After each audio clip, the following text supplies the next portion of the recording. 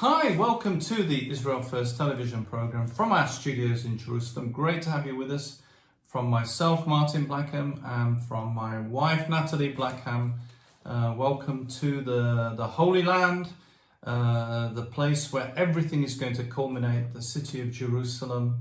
And we are bringing you not just news, but independent news. News that you can't get in the mainstream media, because it's just feeding you the globalist news, and so we're giving you the real news. So what's happening, Martin? Well, I've been talking before about the One World Government, the New World Order, and about the control systems that have been happening throughout the world, and Israel first, so of course it's happening here first. One of the big issues has been in the local media, although not everybody's picked this up, was the shortage of milk. How does that have anything to do with One World Government globalists? I'll let you know. We have to watch the program to find out. Now, there's other things that are happening as well. We've got genetic engineered meat, which doesn't sound appetizing whatsoever. We've got artificial... Which is already on sale. Yep. In Israel. Natalie's already found out that it's on sale in Israel. Genetically engineered meat. Artificial intelligence in journalism. How do we know that the news we're watching has even got real people on it? And then about surveillance society. When you say that, you are real, so we know that it's real. Surveillance society, cameras in kindergarten. So we might not get time to do all the stories, but we're going to start off with the milk shortage. Again, you might say, well, what has that got to do with the globalists, One World Government, New World Order? I will show you. Now, in Israel, regular milk has disappeared on supermarket shelves. Suppliers say regulated 3% milk, the price of it makes it unprofitable. This is the alleged excuse to manufacture. However, is a globalist agenda behind the shortages of milk in Israel. The milk shelves in Israeli supermarkets have been less than full in recent months, the news says, while the more expensive milk and dairy products can be found in abundance. Regular 3% milk has only been available sporadically, despite high production in the country. This is the land of milk and honey. To solve the milk crisis, the Israeli government has taken the very strange step, extremely strange, of lowering customs duties by 40% on imported milk for 3 months, despite the fact there's overproduction of milk in Israel. Doesn't make sense, does it? Israeli media reported that one of the big supermarket chains in the country will begin importing milk from Poland. It will be sold at a lower price than Israeli manufactured milk. With its profitability questionable, it is difficult to see how such an import could become routine. I hope this will be the first and only time the country will do this, said Jonathan Demry, a dairy farmer from the southern Israeli community of Gilat. Demry runs a medium-sized dairy farm with 150 cows and 3 employees, manufacturing 1.5 million litres of milk annually. And this is what he says: there is no actual shortage of milk. The local production exceeds the local consumption. If the shelves... remember, when you said that, it reminds me many years ago, they were saying that the cow of Israel were the one who was making the more milk compared to the average cow in the world. So this is very interesting again, when you know all the history. So thank you for all this detailed story, because it's very important. And he goes on to say, this is Demry, he goes on to say, if the shelves are empty, that is because someone has an interest in their shortage. Well, who has an interest in the shortage of milk in Israel? After all, this high production. So who is behind this? The answer is the globalists. And that's where they come in, the New World Order, the One World Government, who want to destroy farming across the globe. You only have to look at the Netherlands and other countries to see it, and replace it with what? With artificial food. What we're actually looking at is the wholesale destruction of Israel's dairy farming by globalist elite monsters who want to control and dictate what we eat, eating bugs and drinking false milk, eating false meat. The question is, how will the Israeli government make the public accept artificial milk? Because a lot of people do not want artificial milk. By producing what? A milk shortage so that its citizens have no other alternatives. Israel has created a shortage of real milk. You can get other types of milk, but real milk, whilst going out of its way to promote cow-free milk, whatever that is.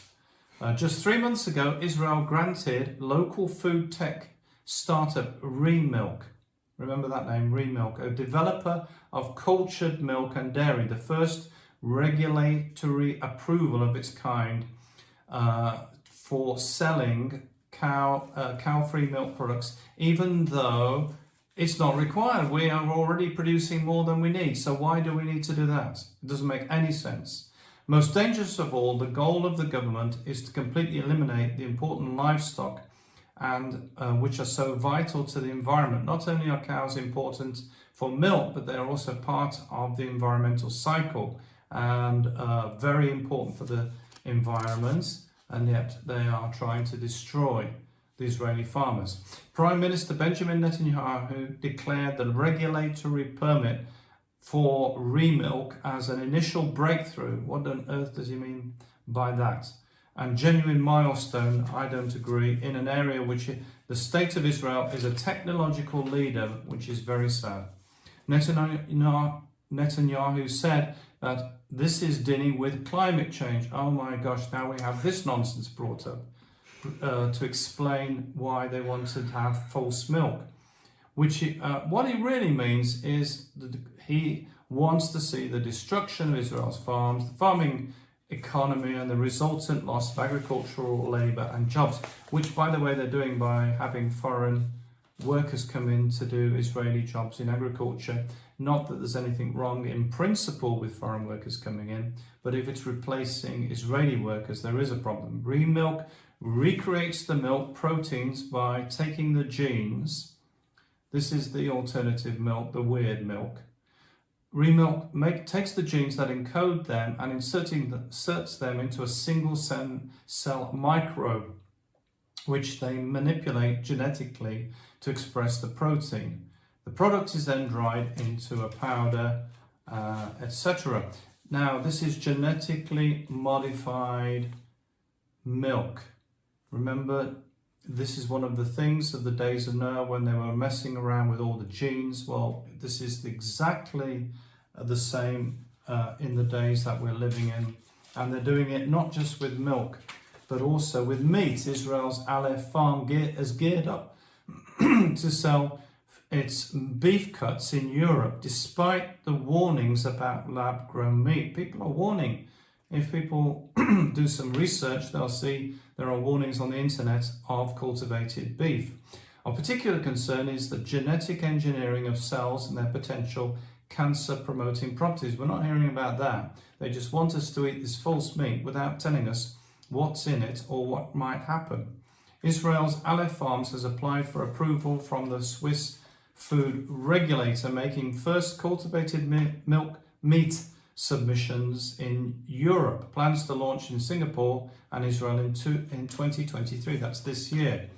However, urgent investigation is required of the safety of ingesting rapidly growing genetically modified cell lines, as these lines exhibit the characteristics of a cancerous cell, which include overgrowth of cells not attributed to the original characteristics of the population of cultured primary cells. In other words, what they're doing, playing with science, playing with genetically modified ingredients, is they do not know what result it will have on the human body. If lab cultured meat enters the market, there are several human health concerns, to say the least, associated with this production method, specifically that these genetically modified cell lines could exhibit the characteristics of a cancerous cell.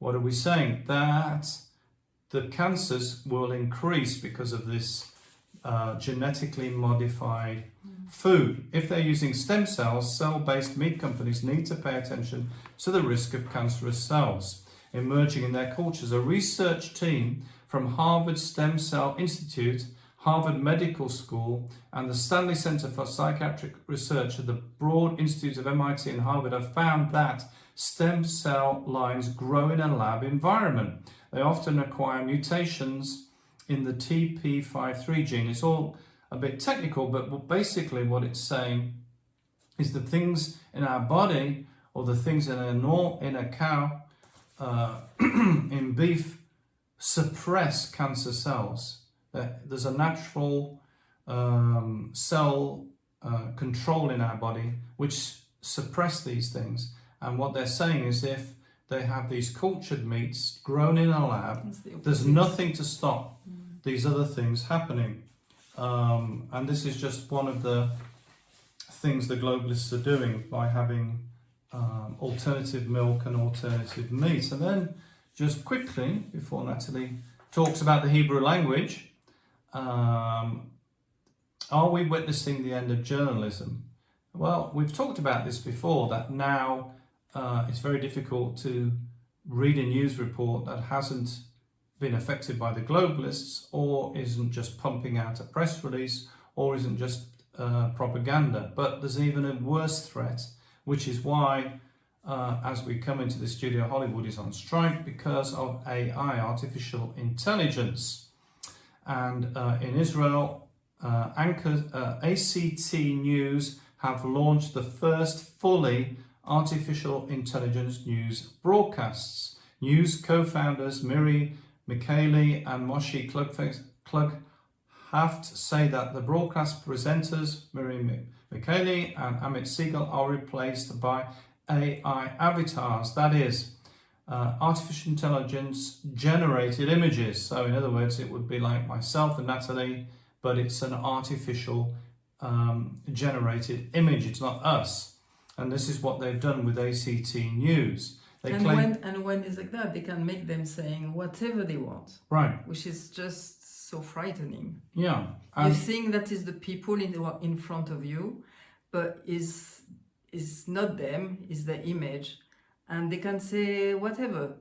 And it can, they can be controlled again. So ACT News in Israel claims to be the world's first fully, remember Israel first, world's fully AI-powered news network. The AI-generated voices, even the voices are not real, of Amit Siegel and Miri Mikhaili sound remarkably different from those of their real-life counterparts if you do some listening to the different videos.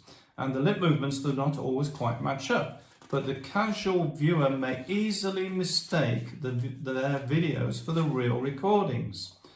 This is what they say. I'm not sure if the world can handle 2 Amit Siegels, said Siegel. Perhaps even 1 is too much. From his clip from the first inaugural appearance of the AI-generated news reader.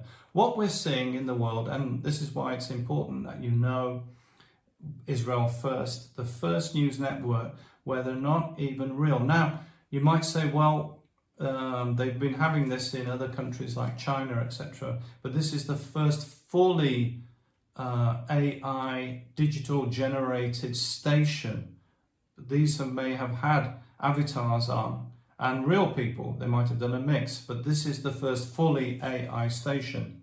And this is what he says. He said, I didn't record or film this. I wish my English sounded like that of his avatar. I just entered text into an ACT News system and the rest happened by itself. In a statement, ACT News co-founder Moshe Klughaft said that the new technology will reduce costs for companies worldwide. Its website positions itself not just as offering AI-produced news, but also selling this technology. So they're not only doing it for themselves, but they're actually making it available to other companies. Which is, if I can say, this reminds me what Noah Harari was saying, Yuval Noah Harari, and he was saying that man now are a useless eater. This is Right. what. And so the ACT News guy said this scary prediction. This is how everybody will produce news in the future. So this is a very concerning news story. And so we need some other things that are happening. Well, Hebrew, the language of Hebrew is very important. And Natalie's going to talk to us today about Ivrit and right. Hebrew. You're right. And I spoke already a few times about it. We are on the process to put the book in for the Dutch people, the people from Holland. And the book is already in English. This was done first in English. And then I thought I need to do it for my French people. So we did it in French. And then I said, it's important for the German people because for them, with the Second World War, there is some who are stuck in the way of thinking, saying, they need to come out of culpability, guilt, and all of that. And the Hebrew language is something for them to raise up on another level. So they've seen the books, Nathalie, and they're saying, I want to get a book. How can they get a book? So very simple. You can go on our website. And on the website, you have everything. You can have it in English, in French, and in Hebrew. In German. And you can have it also on an e-book on Amazon. You can have it also in France now, in French, in the Christian French books now is from the CLC. And you can find it, you go on your French website, on the French internet, and you write La beauté de la langue hébraïque, and you can find it. But I still have also some French book that you can have, and I can dedicate it for you. So this is a thing, and now we are going to have it in Dutch. It's also translated right now in Portuguese. So this will be for our Brazilian friends and people from Portugal. So this is wonderful. I will love to write some other books, but I don't seem to be able to cut the time in my day to do it. There is already a bit of start, but we will see. But right now, I think it's so important. It's really introduction for the people of seeing the importance of the Hebrew language, because we haven't been taught as Christian all these things at all. I discovered that, and I'm like, I want to tell the people about it. Now, one of the things, and you can see, is all written in the Bible, but you need to find the verses where it's written. One of the places I want to show you today is in Genesis 11. Now you have to think that from Genesis 1 to Genesis 11, it was only the Hebrew language. And then there was a Tower of Babel, and then there was a lot of different things. So let us read. I'm going to read it also in English and also in Hebrew, because we will see different things. Everyone on earth had the same language and the same words. Okay, because you can have words, you can have a language, and maybe the words are not always exactly the same because of where you live. But this was exactly the words and exactly the same language. This is Genesis 11, okay? And in Ivrit, I'm going to read it also to you. Is written, Vayehi kol haaretz safa achat ve'devarim achadim. Okay, achat is oneness. When we say God is one, echad. Okay, so there was one language. God used the Hebrew language to create the heaven and the earth. And we say that every letter of the Hebrew language, and you can see it on the book, all the letters, they are like bricks, or mean stones, creative stones. And it's by this language, this creative language, that God created the heaven and the earth. It's just like amazing. Every letter has a personality, and every letter has a number, has a shape, and all of that, you can discover the importance of all of that. So I write about it in the book. It's a simple book, okay? It's like under 100 pages, because I wanted the people to feel this is for all of us. It's not for the experts. And we can find in Zephaniah 3:9, this is a beautiful, beautiful, let me try to find it. Zephaniah 3:9, and we are going to read it together in English. Let me find it, and it's written, at the end of the days, that's it, Zephaniah 3:9. For then, now I'm going to read one translation. The translation, you know, is what we say something in Hebrew, like a bride who kisses her husband, is like, when is the translation, is like you have a handkerchief in front of you. But the Hebrew, you have no handkerchief, which means you have the thought of God directly. But every time that it's translated, you are missing something. So again, we will look, I'm reading in English, and we will speak about it after.